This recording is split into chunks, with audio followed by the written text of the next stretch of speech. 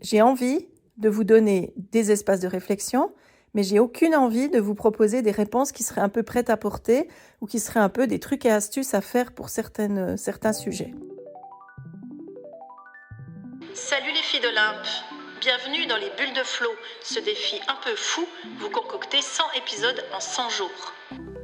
Chaque bulle sera une respiration, une histoire ou un défi pour éclairer autrement nos différences, nos ressemblances et nos fameux possibles. Je suis Florence Hugui, facilitatrice des impossibles, et je vous emmène avec moi dans mes bulles d'expériences, d'anecdotes, de dialogue avec vous aussi, bien sûr. Allez, on respire et on s'envole. Pour la 99e bulle, et oui, nous y sommes mes chers, nous y sommes à cette 99e bulle, j'avais envie de vous raconter un peu comment l'aventure s'est créée, comment elle a été vécue, et puis par quel processus de création j'avais passé, parce que j'ai l'impression que ça intéressera peut-être passablement de personnes qui m'écoutent, qui sont là, qui sont ces fameuses filles d'Olympe, fidèles au poste, parce que je crois que nous sommes plusieurs à travailler un peu de la même manière, mais à prendre au fond peu de temps pour conscientiser ces manières de travailler, ces manières de faire, ces manières de réfléchir. Et j'avais envie de vous proposer une bulle à ce sujet pour arriver au bout de cette série. Le projet, il est né d'une envie, d'un enthousiasme. Et je pense que c'est important de le poser parce que l'enthousiasme, c'est la base qui fait que tous mes projets démarrent. Et le problème de mon enthousiasme, c'est que j'en suis parfois victime parce que j'ai beaucoup d'enthousiasme. Il y a beaucoup de sujets qui tout à coup me font réagir comme ça, ils me font fleurir. Et donc, je me retrouve avec des fois des ambitions un peu compliquées à devoir assumer parce que j'ai été enthousiasmée au départ et puis que ça a eu une conséquence sur mon emploi du temps, par exemple. Alors évidemment qu'avec ces bulles, il y avait ça, mais c'était pas le seul objectif. Il se trouve que mon coach de podcast qui s'appelle Marco Bernard, il avait commencé le défi pour la seconde fois. Je me suis dit qu'au fond, il n'y avait pas que lui qui pouvait le faire et que je pouvais le faire aussi. Et c'est aussi pour ça que j'ai invité Vanessa hier, parce que Vanessa, elle a relevé le défi avec moi. Et puis nous avons encore une troisième collègue qui s'appelle Anne, qui elle a aussi décidé de relever le défi, mais elle l'a fait sous une forme qui lui parlait à elle personnellement, parce que c'est important de pouvoir adapter ces défis à notre propre écosystème. Et elle a un podcast qui s'appelle Sweet Papi Podcast que je vous mettrai en note d'épisode. Et elle a décidé de faire 60 épisodes en 60 jours qui aboutissaient à ses 60 ans. Ce qui avait beaucoup de sens dans son processus à elle et qui en avait évidemment beaucoup moins pour nous. Mais c'était important. C'est important en fait d'écouter ce qui fait sens, je crois. Et donc l'enthousiasme, il est suivi par le sens, et c'est peut-être le deuxième point sur lequel je me suis basée en me disant, ok, je vais avoir du mal à sortir une ligne, parce que l'objectif, c'est toujours ce fameux straight to the point pour arriver à avoir une ligne claire et puis à aboutir à quelque chose que les gens comprennent tout de suite. Et je ne suis définitivement et désespérément pas comme ça, ce qui fait que je me suis donné la liberté de partir avec des sujets qui m'intéressaient personnellement, que j'avais envie de partager avec les gens et qui étaient des sujets qui partaient potentiellement dans tous les sens. Mais je me suis aussi pris comme pari de dire je vais démarrer et au fond, avec 100 bulles, avec 100 thèmes que je vais développer, je risque de fabriquer des grappes plus qu'une ligne et que ces grappes, au fond, elles pourront dire quelque chose de ma cohérence. Et donc le pari était de dire je m'offre la possibilité de partir dans des directions différentes en espérant à la fin pouvoir trouver une ligne au final qui serait peut-être une ligne différente d'une ligne toute droite, mais qui est une ligne aussi. Alors on va voir si ça a pu aboutir. Je vais vous en parler dans un instant.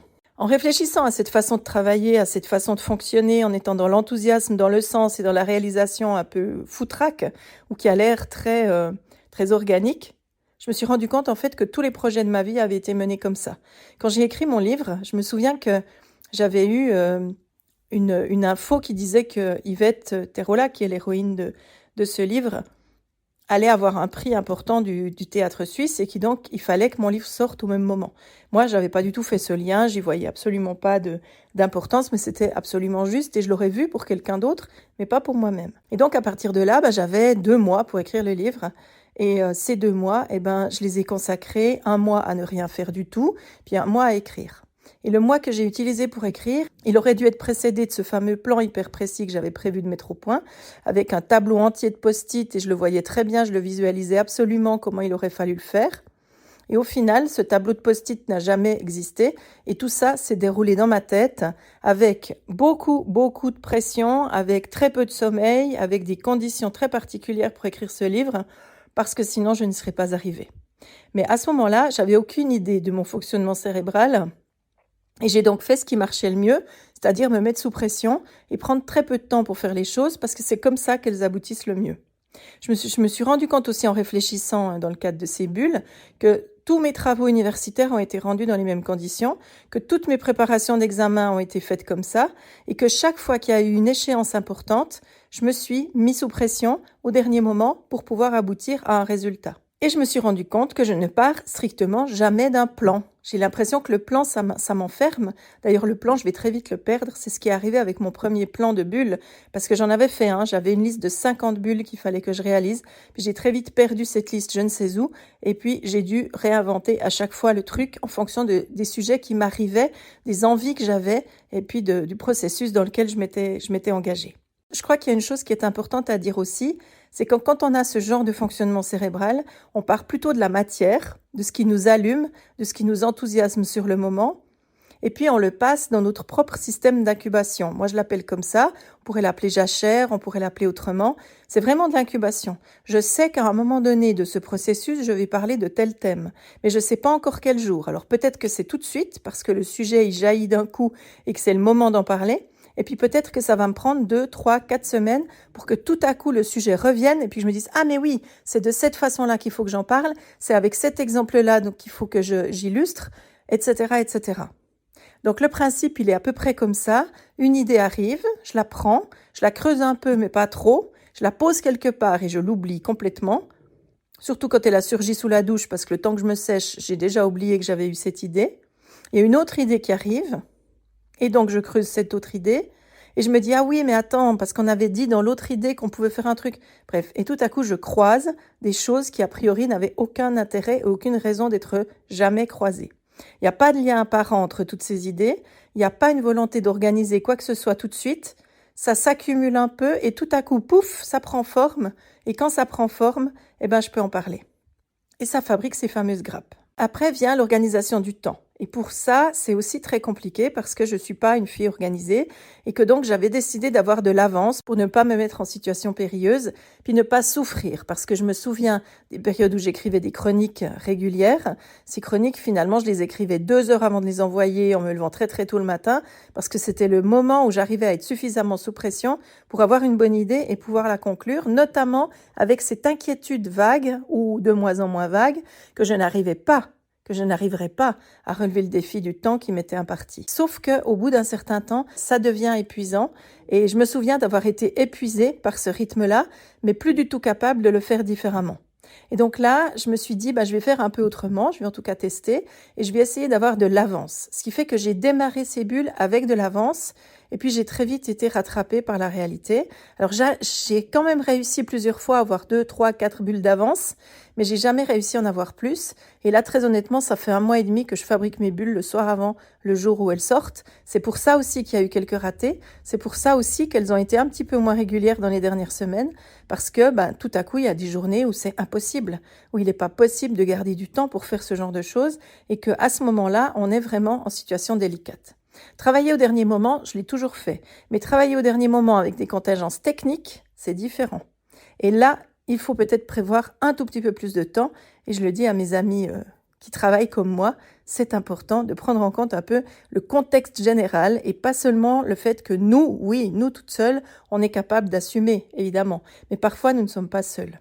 Alors quel lien avec ce fameux TDAH que j'ai découvert un peu avant le moment de faire ces bulles et puis que j'expérimente sous tout plein de formes? En fait, le TDAH, il n'a pas créé ce fonctionnement. Par contre, il peut l'expliquer. Parce que le diagnostic, au fond, il n'a rien changé à ma manière de faire. Moi, j'ai toujours fonctionné de cette façon-là et je continue de le faire. Mais aujourd'hui, je me regarde avec un autre regard, beaucoup plus méta, pour observer le processus dans lequel je suis quand je dois accomplir une tâche. Le diagnostic de TDAH, par contre, il me permet d'arrêter de lutter contre cette façon de faire. Parce que je comprends aujourd'hui que c'est la mienne, que c'est de cette façon-là que je fonctionne et que c'est surtout de cette façon-là que je suis la plus efficace. Si vous me donnez 3 semaines pour faire un truc que je peux faire en une soirée, eh bien évidemment que je vais attendre la dernière soirée pour le faire. C'est pas un manque de discipline, c'est juste une autre façon de s'organiser. Et c'est important de l'avoir en tête. C'est important de ne pas oublier que dans le principe même des cerveaux arborescents, si on utilise ce terme, que je vais utiliser d'ailleurs de plus en plus, eh ben, c'est comme ça que ça fonctionne. Et donc, c'est important de le prendre en compte et de ne pas vouloir brusquer les choses ou essayer de nous mettre encore une fois dans une case. Parce que je crois que les essais de nous mettre dans des cases, ils ont quand même été incroyablement nombreux. Et nous avons peut-être constaté tous et tous à quel point ça ne marche jamais, n'est-ce pas? Alors, qu'est-ce que je tire de toute cette expérience? D'abord, ça permet d'être dans l'organique de cette façon-là, puis de se laisser porter par des pensées qui sont les nôtres ou par des sujets qui nous intéressent. Ça permet en fait de parler toujours du même endroit. C'est toujours cette même question de fond qui est qu'est-ce qui nous empêche de nous tenir debout et qu'est-ce qui nous y aide vraiment. Le second, c'est cette volonté de relier l'intime et le politique. L'idée de parler de moi, l'idée de vous partager des témoignages personnels, c'est en aucun cas l'idée de faire du nombrilisme, pas une seconde, ni de l'analyse complètement désincarnée, c'est de mettre de la chair à des analyses qui sont faites et surtout de passer de mon expérience, quand c'est moi que je prends comme exemple, à nous, à notre expérience commune et nos manières à nous. Et je pense que ce voyage du je au nous, eh ben, ça a été quand même aussi un élément très très important et c'est pour moi un élément très important de tout ce que je peux faire. Troisième élément, je cherche absolument pas à convaincre quiconque de croire ou d'être d'accord avec moi, je cherche simplement à actionner la pensée. Pour moi, c'est là la priorité. C'est la raison pour laquelle je me suis lancée en journalisme, puisque mon objectif était de contribuer à fabriquer de l'esprit critique citoyen. Au fond, je ne fais pas quelque chose de différent quand je travaille sur ces bulles. J'ai envie de vous donner des espaces de réflexion, mais j'ai aucune envie de vous proposer des réponses qui seraient un peu prêtes à porter ou qui seraient un peu des trucs et astuces à faire pour certains sujets. Et puis, dernier point qui me permet de dire un peu qu'est-ce que ça m'a permis de faire tout ça, mais surtout, quelle est la ligne à laquelle je vais vous inviter en 2026 ? D'abord, il y a un axe que je viens de nommer qui est l'axe de la pensée.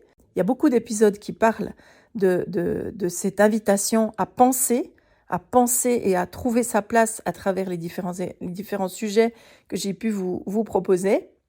Il y a un axe qui parle de se dire de manière intime, de manière autobiographique, de manière politique, comment on fait pour se parler, pour se raconter, pour se dire et que ce dire-là puisse avoir une incidence sur notre société ou sur notre environnement. Ça me paraît vraiment très important. Il y a un troisième axe qui serait celui qu'on pourrait appeler avancer, c'est-à-dire toutes les clés que j'ai pu vous donner ou vous proposer autour de comment continuer de bouger, comment continuer de croître, continuer de grandir, continuer d'aller en direction de ce qui nous est le plus cher, sans se faire trop de croche-pied. Quatrième axe, ce serait créer et transmettre. Là, on est dans tout ce qui touche à la création en tant qu'acte politique aussi. Ça peut être toutes les questions de lecture, que ce soit du tsundoku, que ce soit l'arpentage, ça fait partie de ces sujets-là. Mais il y a aussi tout ce qui est important en termes de réflexion autour de l'écriture, en termes de positionnement sur la façon dont on a envie d'écrire et pour quelles raisons on a envie de le faire. Et puis, dernier point, c'est au fond accueillir son arborescence dans tout ce que ça signifie, c'est-à-dire les troubles 10, ça veut dire les troubles cognitifs divers et variés tels que le TDA, le TDAH ou le HPI, parce que ce sont des éléments qui me sont propres désormais, en tout cas que j'affirme comme étant des éléments propres de ma personnalité, que je n'ai pas affirmé pendant très longtemps. Et puis ça aussi, c'est un axe très fort, c'est un axe identifié et c'est surtout un axe que je vais faire fructifier en 2026. Voilà un peu le bilan que j'ai envie de vous proposer pour ces bulles et cette 99e bulle. J'espère que dans tout ça, il y a peut-être des choses qui font écho chez vous et puis peut-être des points sur lesquels vous aurez envie de réagir ou vous auriez envie de me donner un message. Je serais ravie de vous lire, je serais ravie de vous écouter. Si vous souhaitez me laisser un vocal, c'est bien sûr possible aussi. Puis si vous préférez l'écrit, bien sûr que je le prendrai. Ce qui m'intéresse beaucoup de voir comment ça fait écho tout ça. Je crois que avant toute chose, le plus important, c'est de se dire nous avons le droit d'être, de penser, d'évoluer, d'écrire, d'étudier exactement comme nous sommes. Il n'y a pas qu'une seule façon de le faire, il y en a plusieurs. Et là, tout à coup, s'ouvrent des possibles pour pouvoir les mettre en œuvre de manière très concrète. Et donc, c'est pour cette raison que je vous le rappelle, nous ne naissons pas libres, mais nous pouvons le devenir, à coup d'écrit, à coup de mots, à coup d'actes et à coup d'audace. Et je vous laisse avec cette... et peut-être que ces bulles ont pu y contribuer un petit peu. Merci de m'avoir écouté jusqu'au bout et je vous donne rendez-vous demain pour la 100e bulle.